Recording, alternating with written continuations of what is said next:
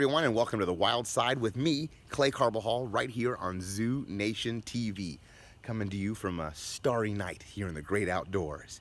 Well, let's kick off with our top story of the week. As that first video just showed you, the Vaquita Conservation Program is in full swing. And on October 12th, the Vaquita CPR program began, Phase 1. Field operations. Now, this is happening in San Felipe, Mexico, or just off the coast. Now, what is a vaquita? Well, vaquita is a very small cetacean, the world's most critically endangered porpoise. And these animals live in a very secluded region of the northern Gulf of California. Less than 30 members remain, and their populations are being decimated by gill nets and the fishing practices happening in that area. Now, a vaquita is frequently called a sea panda. No, not you, Mr. Panda. Get out of here. Back to the real vaquitas. There he is, the sea panda. Now, this animal right here is so very tiny, and their populations are so sensitive and in need of conservation. In April 2015, a temporary ban on gill nets was put into place. Gill nets is where they kind of throw these kind of fine microfilament nets out. Unfortunately, it catches a lot of vaquitas. So in April 2015, they banned the gill net in the regions the vaquita were living in. This was a 2-year ban. Well, April 2017 comes along, and they have to start thinking about a more permanent solution. In June of 2017, just a few months ago, a mandatory ban on all gill nets in the area was put into place, allowing the vaquita's home range to be a little more protected. But their numbers continued to drop because people sometimes just weren't even following the law in general. So what happened? The Vaquita CPR program, an AZA funded initiative, along with the funds from many other facilities, is being run by the National Marine Fisheries, the Marine Mammal Center, and the Chicago Zoological Society. Now, they are getting expertise, personnel help, organizational help, equipment help from a laundry list of facilities. In fact, if you want to just hit pause on this video right now, take a look at this list of facilities. I'm sure your favorite zoo or aquarium is right there helping the vaquita bounce back. Now, what is Phase 1? Phase 1 is locating the remaining members of the pod and transporting them to a sea pen for evaluation and for just to make sure the animals are healthy and thriving. Phase 2 will be moving the animals to a more permanent facility on the coastline for a managed care program. What is managed care? Making sure that these animals are healthy and thriving under human care. Phase 3, if Phase 1 and 2 go well, is to begin a breeding program, an analysis program of the population, analysis program of the species, and the breeding program hopefully will result in new vaquita calves. Now, Phase 4, hoping that gill nets are still banned and the ocean is getting better in the northern Gulf of California, Phase 4 would include releasing the vaquita back into its home range. Now, this is that sea pen. You've been seeing it as I was talking. This is a very small sea pen. This is the first Phase 1 facility they're going to be going into. You'll see many lines going to it. It has to be anchored not only to the sea floor, but also to the coastline. Sea pens are very unstable and can fall apart and make a lot of underwater noise. The smaller they are, the more manageable they are. Once they get big, just read the book Killing Keiko, you hear all about that. Once they get big, they can be very hard to manage and very, very noisy. So this is a temporary Phase 1 portion of the facility, and then they'll go over the coastline. Here we go, moving along the coastline right there to their facility on San Felipe. Now, this species is in desperate need of our help, and actors like Leonardo DiCaprio and a few others have met with political leaders like President Nieto of Mexico and have really established change for the sea panda, for the vaquita. And it's because of facilities like the ones listed earlier. Here's the list one more time. It's because of these facilities that these animals have a chance at survival, and that maybe your kids' will have a chance to see a vaquita someday out in the northern Gulf of California. Our hats are off to all of you working hard to save this incredibly endangered tiny little porpoise who has an infinitesimal chance at survival. Well, at least you are giving them a chance by your efforts starting the Vaquita CPR program. Listen, if you want to learn more about how you can help the Vaquita CPR program, go to vaquitacpr.org. Learn how you can get involved and make a difference. Now, we know zoos and aquariums all over the world make differences every day with education, conservation, but also their breeding programs. Let's see what new babies are calling a zoo near you home in this week's Zoo Borns. Baby, baby, baby, baby, baby, baby, baby, baby, baby, baby, baby. Now, when I ask people what animals they want to see more of, the red panda always comes up. This is two red panda cubs born at the Philadelphia Zoo. This is Yiren and Ping Jing. Now, they have recently explored their outdoor enclosure and can be visible to zoo guests. Now, where can you find red pandas? Well, this endangered species is found in temperate forests of the Himalayas, and they range from the foothills of the western Nepal region to China in the east. Now, this species is endangered, and they're facing many threats, but one of the primary threats is harvest from the wild, live or dead, and competition with livestock that are resulting in the deforestation and destruction of their habitat.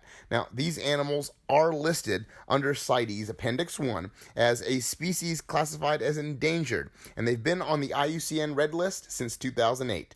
There's an estimated 10,000 individuals left in the wild, and this population continues to decrease. Congratulations to the Philadelphia Zoo for adding a couple more members of the population that will help stave off the red panda's extinction. Say hello to Timber. This is a rare and endangered Visayan spotted deer fawn born over the summer. Now, this animal is going to go play an important role in safeguarding his species against extinction as part of the European breeding program. This is the rarest species of deer on planet Earth, with only a few hundred believed to remain in their native Philippine islands. Now, this little tiny spotted deer actually wasn't even given distinction as a separate species until 1985. So up until 1985, very little was known about them, their distribution, and their eating habits. Now, what's going on with these animals? Well, deforestation is a big thing, but one of the primary threats is actually agriculture and the logging industry pushing in onto their native habitat. Also, hunting. People do tend to overhunt this species and in some cases even take them in as pets. Congratulations to the Edinburgh Zoo in helping the conservation of a rare species come back from the brink of extinction. So we're really excited to announce the newest arrival of 3 gorgeous baby meerkats here at the zoo. They're only 4 weeks of age and they've just started to come out of the den and start to explore their surroundings.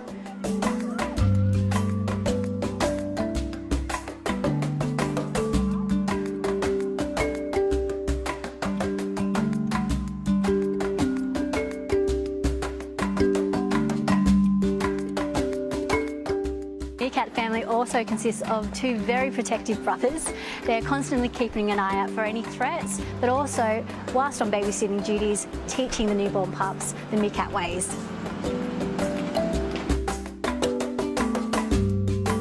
It's a great opportunity to come down and visit the National Zoo and Aquarium and meet our newest residents, these beautiful 3 pups. The finishing touches are underway at this week's Coming Soon. Take a look at this. This is the Dubai Safari Park. Now, this is going to be an estimated $1 billion park. It's going to be an open safari, which visitors will be able to get up close with animals while traveling around in all kinds of assorted electric vehicles. This facility will also be run almost 100% on solar power. It's going to be kind of like the zoo of tomorrow. Now, there'll be open safari villages. This park was due to open on 119 hectares of land, which 80 are dedicated to just villages representing the different regions of the world. Now, this project will be home to 1,000 animal species, of which over 350 will be rare or endangered. Now, this aims to recreate the best habitat for wildlife in the world. It's going to be an awesome place for families to visit. I cannot wait to go to Dubai to see the Dubai Safari Park. Now, each week here on The Wild Side, we try to end with a story of second chance by a zoo or aquarium near you. And this week is no different. It hit the viral web. A 4-week-old beluga was rescued in Alaska. Take a look at this. Now, this little beluga whale was rescued out of the Cook Inlet area. The Cook Inlet population of belugas is about 320 members. So it is a critically endangered portion of beluga species. Now, this little animal was found by rescuers and was tried to be pushed out to deep water. It did not work. So it was taken from the Cook Inlet to Seward, Alaska, to the Alaska Sea Life Center where rehabilitation started. But the Alaska Sea Life Center, they called in some backup. And by backup, I mean facilities with years and years, decades and decades of expertise with beluga whales. They called people from SeaWorld, the Shed Aquarium, Mystic Aquarium, and Georgia Aquarium. And those people flew up to Alaska and are there currently helping with 24-hour rehabilitation on this 4-week-old calf. Now, a scary fact is animals like this, cetaceans, can have some pretty big complications whenever they strand or need human intervention. Less than 10% of neonates, just like this, young calves, actually survive the rehabilitation process. It's going to be a long road. I cannot even put into words the work that these people are doing right now. Very good job up at the Alaska Sea Life Center. This calf is definitely going to be better for it. Let's hope. And the things we learn from this beluga whale calf can help the rest of the belugas that are living in that area of Alaska that are in need of some conservation help. And those facilities are right there learning alongside one another to help the belugas out in the natural environment. Well, that about wraps everything up here at the Wild Side on Zoo Nation TV. Now, I hope you enjoyed the stories this week, and if you did, please give us a like right here on Facebook and share our video. You can also retweet us on Twitter, you can like us on Instagram, you can even share our video off of YouTube at the Zoo Nation YouTube page and hit subscribe. We'd really appreciate that. Also, turn on your notifications on YouTube. If you want to see a story covered or a species highlighted, leave them in the comments section below. We would love to hear about them. Until next time, everyone, Clay signing off and telling you, please take care of one another, take care of the wildlife and the environment, and remember, conservation rules.